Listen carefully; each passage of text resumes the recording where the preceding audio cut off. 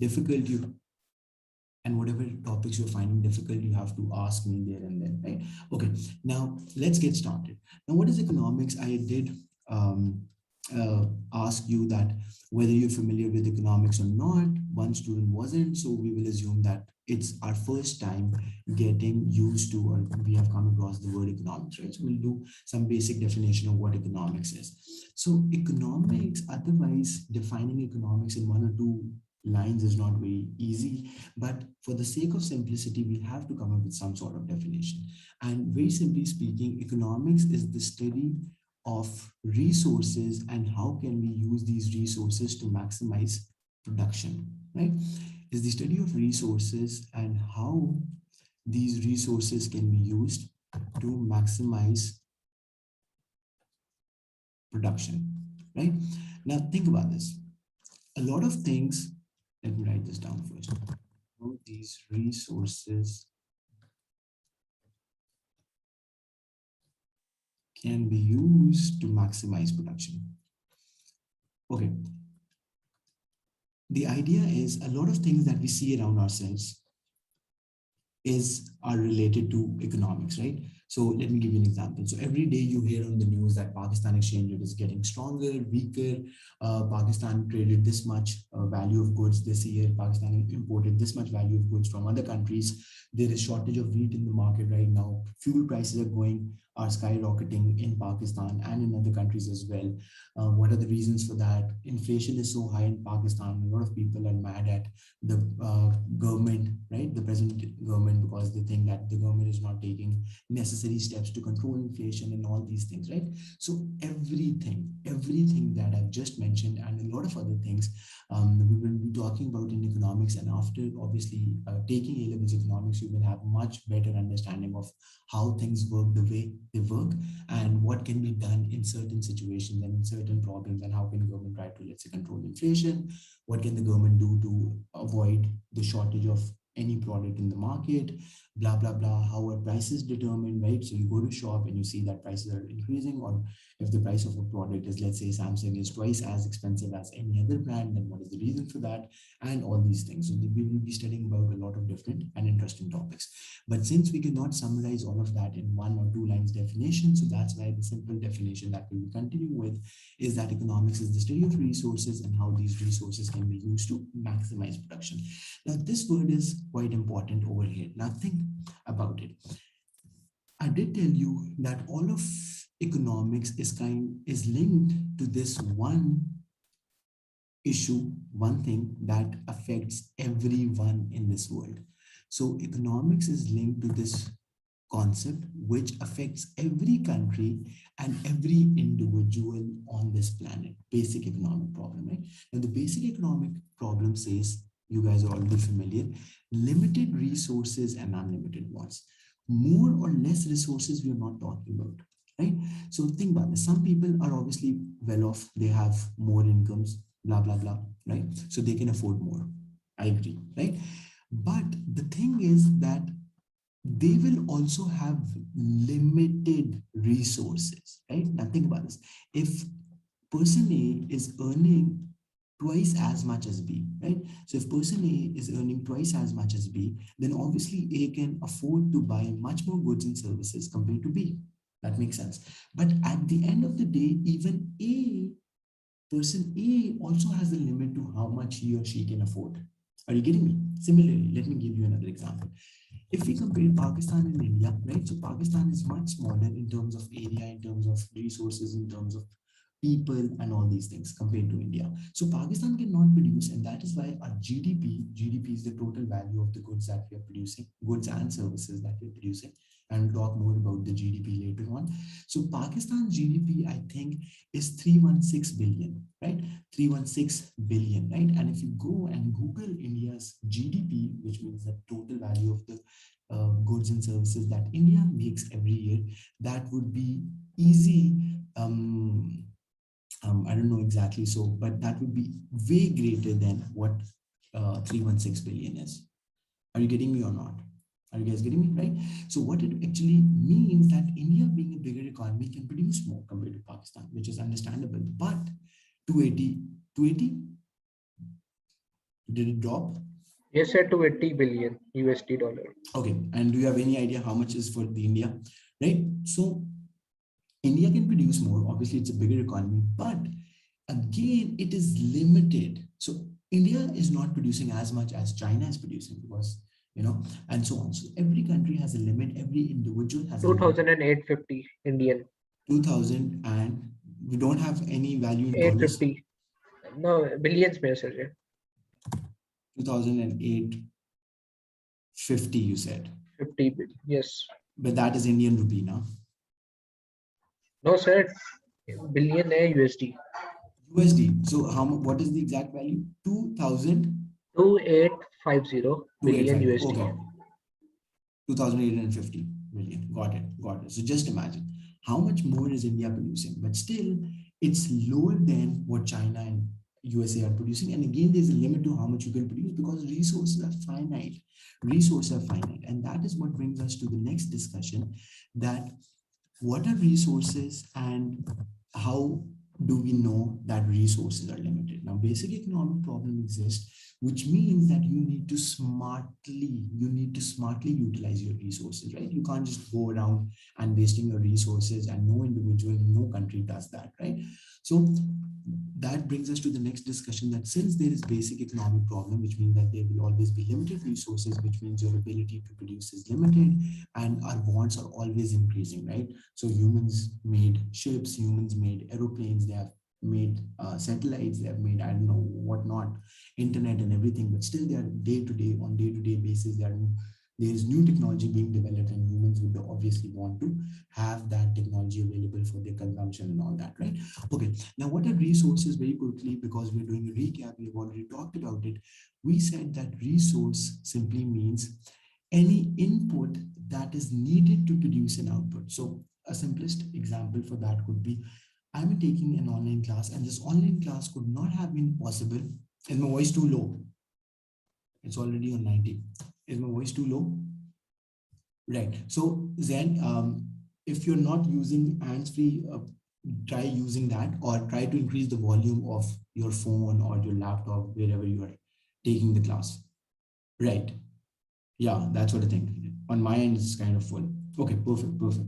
Okay, now think about this. What is the resource? Resource is an input used to produce a good or service. Input used to produce any good or service. Right. Okay. Now, the class that I'm taking right now, that could not have been possible without the inputs that I'm using. Obviously, one input is me, right? I'm one input, right? Person who has studied economics, who is a teacher of economics, need to be present in a class to teach. As simple as that. So no classroom can be complete without teachers, right? So teacher is one input. But in this case, there are some other inputs as well, right? One of the inputs, I'm using internet to connect on this platform. I'm using a writing pad where I'm writing, and you can see on the screen. I'm using my hands free, blah, blah, blah, blah, blah, blah, right? Just like in a normal class, there is a whiteboard, there is furniture, there is a building, blah, blah, blah. There are markers with which you are writing on the board and all that. So any input that is used to produce a good service is known as a resource. But then this goes a little further, right? Now there's so many resources in the world, and it can become a little difficult for us to identify all of those. So what economists did, that they classified these resources in different categories. Now think about this, technically anything can be a resource, right? But then it would have become very complicated for us to differentiate between different resources and all that stuff. So what they did, they divided, classification means they divided resources in 4 categories: land, labor, capital, and enterprise, right? So land, as we know of, is just a piece of land, right?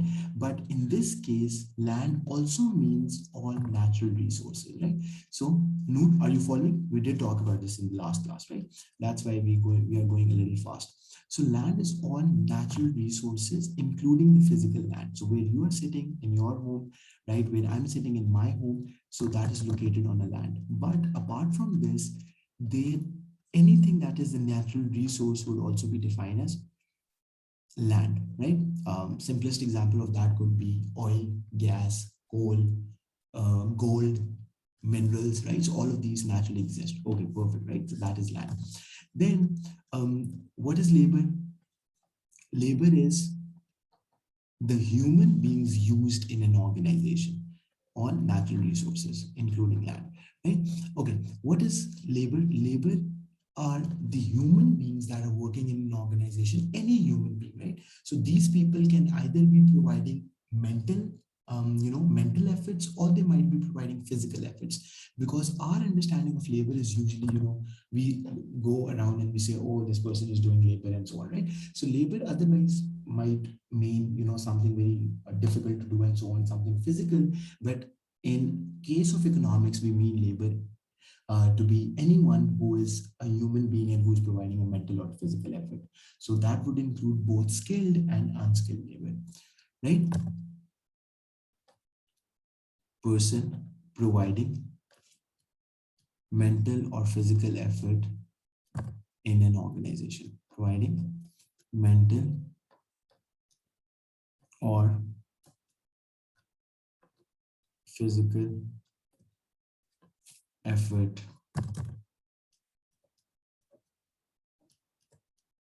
in an organization, right? Okay, now this being said, we'll move on from here. Okay, so we know land, we know labor. Now we are moving to the third category, which is capital. Right. Yeah. As long as that person is not the founder, that person is not the owner, the shareholder. CEO would also be defined as labor. Yes, that's correct, Johan. That's a very good question. Man-made aid to produce machines, robots. Absolutely. Excellent. No, right? So capital is any man-made resource. So all the things that do not naturally exist, right? Which includes machines, which includes tools, right? Which includes even technology, things like internet, right? The writing pad, the laptop, the phone that we're using, right? All of these are man-made resources, and these are defined as capital. Now, fourth and the fifth category of resources, enterprise or entrepreneur. So entrepreneur is a person, enterprise is an organization. So think about this. The owner of Mega Lecture is the entrepreneur. The company is enterprise. But what is the role of the enterprise or the entrepreneur? The role of this resource is to gather other factors of production, to gather other resources, and takes the risk. So entrepreneur or the enterprise is arranging other factors of production and is taking the risk. Takes risk and combines factors of production to produce goods and services. Absolutely. Excellent. Right? So think about this. Who starts a business? It is the owner, the founder, or the shareholders. These are different words used in different situations. Combines. So that is the person who starts off with the business, combines other factors of production and takes the risk. So factor of production, don't get confused with this word. It means the same as resources. Combines other resources or factors of production and takes the risk. Okay. Now, who's making the investment? Obviously, the entrepreneur. And if the business fails, who will suffer the loss? Obviously, the entrepreneur. If the business becomes successful, who will reap the benefits? Obviously, the entrepreneur, right? So these are the four categories of factors of production. Is everything clear so far? Okay. Now, moving a little further from here, when this basic economic problem, we discussed that there are limited resources and unlimited wants, and therefore you will need to make a choice, right? You meaning that can be a country, you meaning an individual, right? So if we try to think of this in our individual lives, so we are always making some choices, right? And when we are coming to that opportunity cost, very good, right? So in our daily life, we are constantly making choices. So think about it. Some days you are very tired, and you are, really split between going to school or staying at home, right? So you know that if you go to school, you will obviously not miss out on anything important. But if you stay at home, you will have a more relaxed day. You can sleep more, you can, just relax, chill, and so on, right? Similarly, if we talk about in terms of buying something, you have limited income, I have limited income, as I just said, everyone in this world. So we have to choose, should I really spend money on this thing, or should I save my money and spend on something which I need more? So since there is basic economic problem, we have to make a choice, and whenever we make a choice, there is something that we are giving up on, and that thing and that benefit or that thing that we give up on is known as opportunity cost. So if you remember, we did uh, discuss the definition of opportunity cost, which is the benefit of the next best alternative for coin. So if you choose to spend your money on a movie ticket to go and watch a new movie or to attend a concert, let's say, right? So if you went to attend a concert and because of that concert, you spent all the money and you could not buy a new headphones, right, that you wanted to, then you will say that headphones is the opportunity cost of going to the concert, right? So these are the two options that you are choosing between, and you go for this and you didn't choose this. So you will say headphones is the opportunity cost of going to the concert because this is something that you gave up on. Easy. Is everyone clear on this? Any confusion so far? Anything that's still not clear?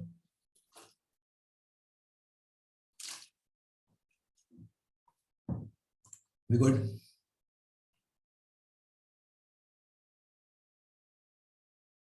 Right. Yeah. Yes, that is real. Right. So yeah, dividends are really low. So let me tell you, Johan, kind of little unrelated question. So quickly, let me quickly answer this and then we can continue our discussion sometime later. So the thing is, just give me a second. How much was the price of that stock? How much was the price of that stock? 230, right? So what is the percentage? How much is the percentage does that make on the Atlas? So that makes a very low percentage. So 4 rupee, that would be 4%. It would be, I mean, 1 or 2%. Okay, Zohan. So long story short, if you remember, students, if you're not, other students are not getting it, not a problem. So Zohan, basically how you earn a return on stocks, basically there are two ways. One is through dividends, right? And the other uh, one is through dividends and the other one is through capital gain. So capital gain, you would know, is when the price of a share is increasing. Capital gain, right? Now the thing is that majority companies in any stock exchange, whether that be Pakistan's, whether that be someone else, right? So majority companies would not give you a very high dividend because the idea is that if you're investing in stocks, you're doing capital gain. So you buy it at a lower price and then you sell it for a higher price. So just giving you a simple example, the Tesla, right? Elon Musk, you would know, right? Uh, Tesla shares were selling somewhat $400 or even lower before COVID, and during this 1.5, 2 years, Tesla shares have crossed $1,100, right? So just imagine it has become more than doubled, almost three times, right? So when it becomes 1,200, it will be three times what it was previously. So what I'm trying to say, good companies which have growth potential, they will always have higher capital gain, right? So that's the idea. But in Pakistan, yes, 4, 5, 8 rupees per share, that is the normal dividend. Even 8 is very high. You don't get that high, but yeah, that's what it is. Okay, students, are we clear on this? Any confusion so far? Uh, no. This is not a good strategy. Uh, right, right. No, you're not even making enough of dividend to compensate for that, right? So you only buy in shares. So you buy shares which have good growth prospects, and when you think that the share has hit its highest possible value, then you sell it off. That's how you do that, right? And I'll be more than happy to discuss more or sometime later. Right. We will not explicitly study about it, but we can have an extra class of someday, or sometime towards the end of our lecture. I can spare some time, definitely, even in this coming week, and we can discuss about it, right, in detail, how that happens and what is this basic philosophy. So this is all of these things what you're talking about. This is technically part of finance. So obviously economics has a lot to do with it.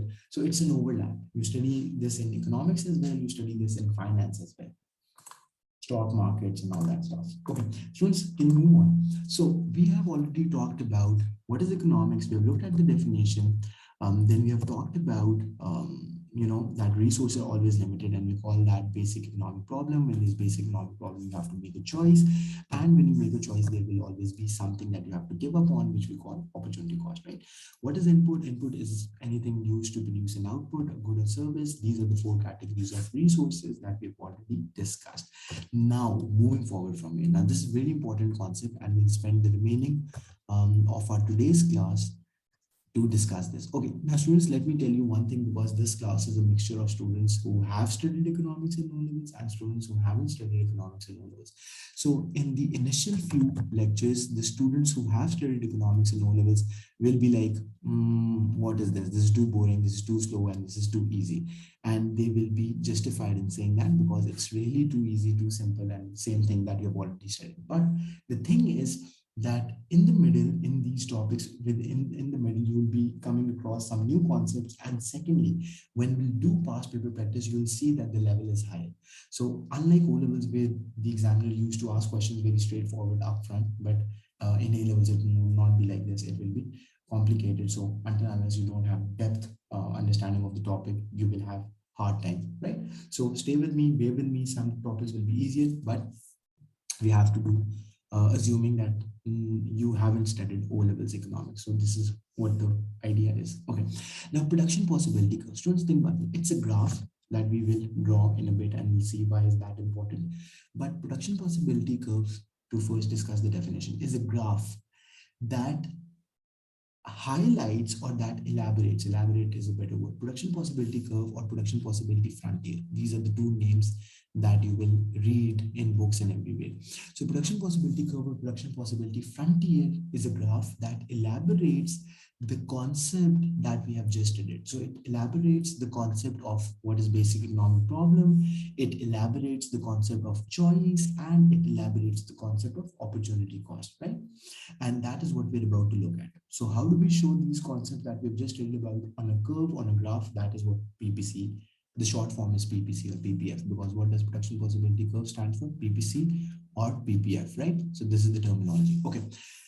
Now students, moving on. Let's first look at the definition and then move forward and look at the graph. Production possibility curve, or as I would say, PPC, is a graph that elaborates the concept of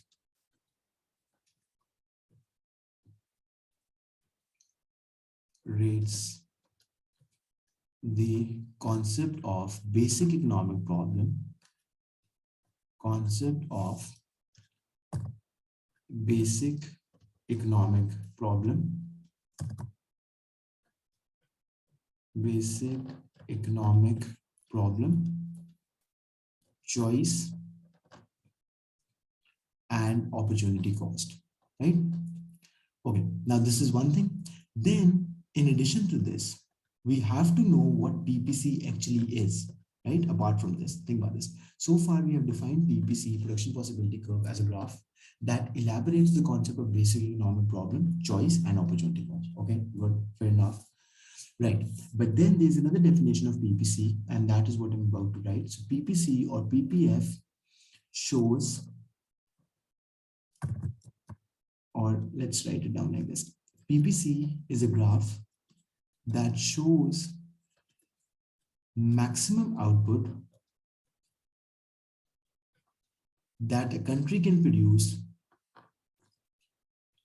in terms of two goods. That a country can produce in terms of two goods. Okay, now have a look at this. Country can produce in terms of two goods. Now students, have a look at this. Think about this. On a graph, obviously, can we draw more than two goods? Think about this. A normal 2D graph is where we can only show two products, right? So that is the constraint of a graph. So we can't show anything more than that.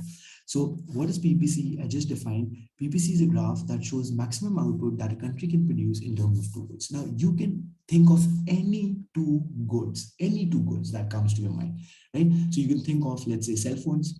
How much is the quantity of cell phones? And let's say how much is the quantity of, let's say, there's another thing, right? Cars, or they can be laptops or whatever, right? Whatever comes to your mind. Any two products, cars and phones, perhaps. Okay, great. Right? Now, let's first look at the shape of the graph. Let's see what it's showing, and then we'll come back and revisit our definition, what we have written over here. So these are the two things that you need to remember, right? So PPC is a graph that shows maximum output that a country can produce in terms of two goods. Okay, now students, think about this. PPC can take two possible shapes, but let's first have a look at this one, right? Because that is more intuitive. So if this is a graph that I've drawn right in front of you, and I say that this is production possibility curve. Production possibility. Now, by hearing the word, you can tell production possible. How much production is possible by a country? That is what the PPC will show you, right? So let's say if this is Pakistan production possibility, and then if I have to give you a quick comparison between another country, let's say Bangladesh. So do you think that the Bangladesh PPC would look like this? Sorry about that. So do you think that the Bangladesh production possibility curve, sorry, lights. So do you think that the Bangladesh production possibility curve would look like this? Or would that look like this? Or would that look like this? So do you think it will look like 1 or would it look like 2? And what are your reasons for that? Right. I guess no. So I think about this. That's okay. That's interesting. But let me take responses from other students as well. So Noor and Zen, what do you guys think? What do you guys think? Would Bangladesh PPC be at position 1 if this is Pakistan's? The purple one is for Pakistan. So would the Bangladesh PPC be at 1 or would the Bangladesh PPC be at 2? 2 because Bangladesh, yes. And I would just want to add it over here, Zen, that it's not just right. To large extent, you're right. Geographical area also determines the population that it will have, and it will also determine two. No, you said two. I just read that. Yes, and it also determines what is that called? The quantity of resources, like the natural resources that a country would have. Think about this. So Bangladesh is 1/5, not even 1/5, much smaller, just like Pakistan and India. It is Bangladesh and Pakistan. So Bangladesh is much smaller countries on. So the population will be limited, right? And the natural resources like the coal, oil, gas, whatever it is, right? That will also be limited. So Bangladesh ability to produce, right? Yeah, Bangladesh ability to produce is less than Pakistan. Development would be shown on other things if, let's say, sometimes, by the way, this rule doesn't hold true. Sometimes this rule doesn't hold true. There's so many countries bigger than Japan. There's so many countries bigger in size than Japan, but Japan is the fourth largest economy in the world. So the number one is USA. Then on two you have China. China will soon replace. USA. Then on third, you have India, and Japan is on fourth, right? Japan was on third previously. Now I think India has already replaced Japan. I'm not sure, right? But the thing is,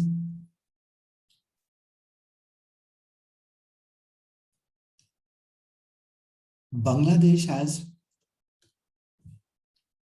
right, let me check. Now that's interesting. Let me share the screen with you. So you're saying Bangladesh has a higher GDP than Pakistan right now.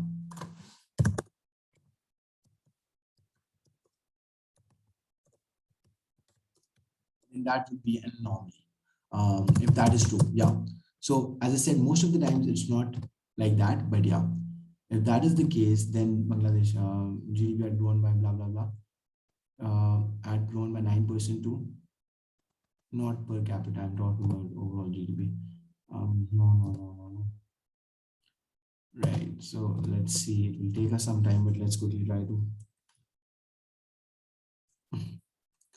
Right. Pakistan, India. Oh no, is this percentage in what? What is this? GDP per capita. Per capita can be higher. I don't think so. Overall GDP won't be higher.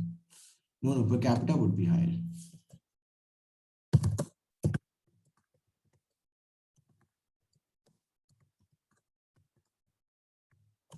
Not sure. My research. This one was called Bangladesh per capita. This is per capita. Per capita. Not interested. Per capita is a different thing, students.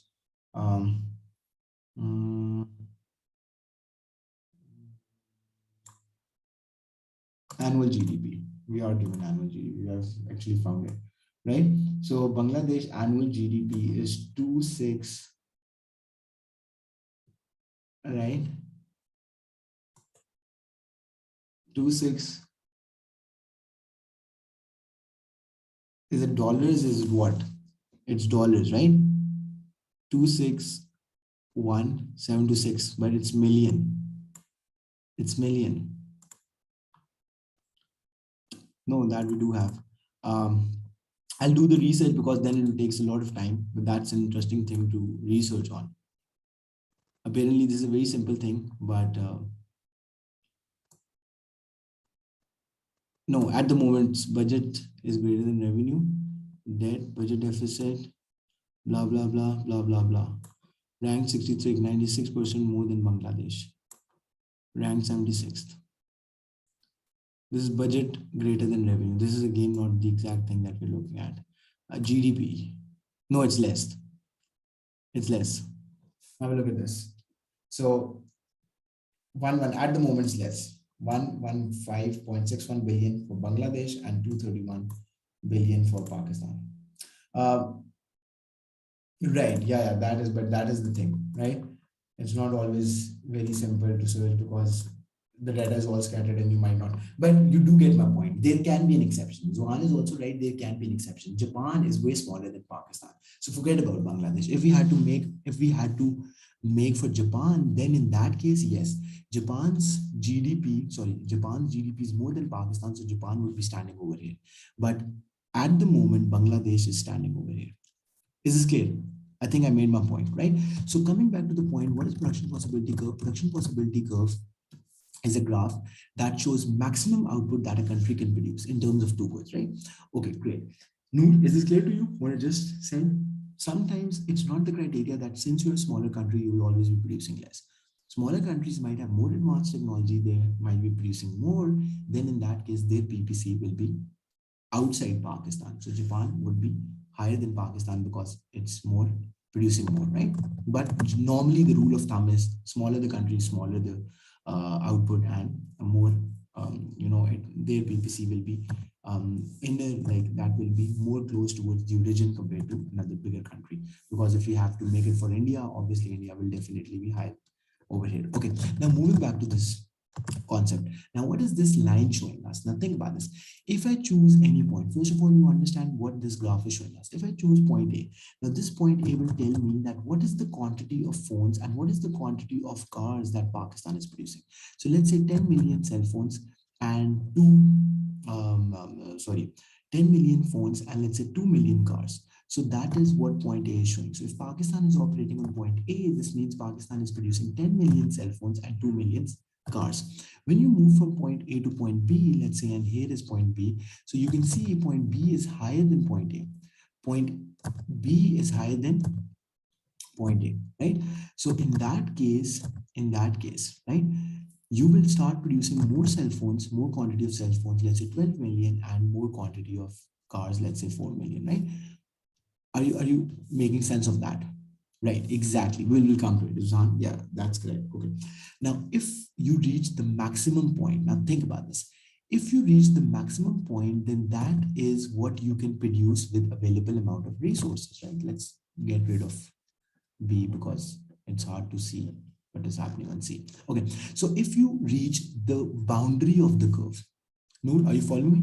Right. So if you reach the boundary of the boundary of the graph, then it will show that this is the maximum output that a country can produce with available amount of resources. Why? Because you can't technically go outside the curve because the curve is showing you the maximum output that a country can produce. The maximum output that a country can produce, right? So any point outside the curve is not achievable, right? That we know right away. Not achievable because you do not have enough resources at the moment, right? I'm adding this point, right? Because we'll be discussing this in more detail in tomorrow's class. This point is not achievable at the moment, right? If let's say something happens, so let me give you a simple example and then we'll talk more about it in tomorrow's class. Pakistan discovers more oil, let's say. So oil is an expensive resource. So Pakistan sells oil, or Pakistan sells coal, whatever the resource is. And with that money, we can produce more phones, we can produce more cars, right? We can produce more electricity, which is needed in the production of both these products and so on, right? But for now, at least this point D is not achievable, right? Because that's outside the curve. Easy, simple. Okay. And what Zohan was saying earlier, that this shows unemployment. What do we mean when we say A is showing unemployment? Since on point A, listen to this carefully, since on point A, you're not maximizing your output, you're not producing your output to the fullest, That's why it is unemployment. Because think about this.